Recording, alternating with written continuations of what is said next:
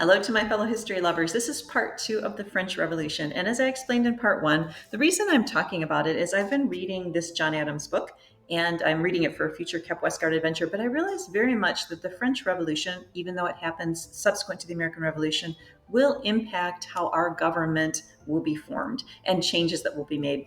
But we talked in the first about the sheer violence. And a question that became interesting to me is why did ours not turn so, I'm going to use the word cannibalistic. It was bloody. Our revolution was bloody. Their revolution was bloody, but theirs was more cannibalistic. And why was that? There was ended up being 16,000 people beheaded, for example, with their guillotine. And so these are some ideas that I came up with. I am by no means an expert in the French Revolution, and if you are, I would love to hear your thoughts on this. But this second video is really trying to, in my own mind, understand the differences. Why didn't ours turn out the way theirs did? And so this is what I came up with. I think, first of all, the enemy for us is across the ocean, right? So it's King George, he's a face on a coin, and they're sending, redcoats or Hessians, but it's not.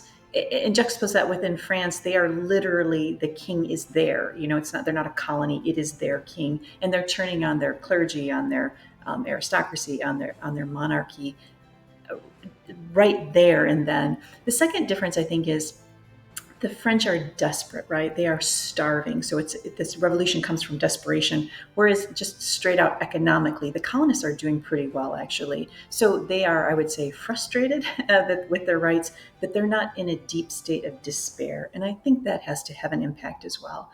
And then I think the third difference would be the U.S. what will become the United States. I think they're trying to sort of retain their rights. That's the idea, right? So you have like the Boston Tea Party, and then the Intolerable Acts come, and they feel like they're losing, certain rights, and they want to retain those rights. Whereas again, in France, the difference is they're pretty much like burn the whole thing down, burn it down and start from scratch. And then the last, and I think this ultimately to me is going to be the biggest difference, is the leadership.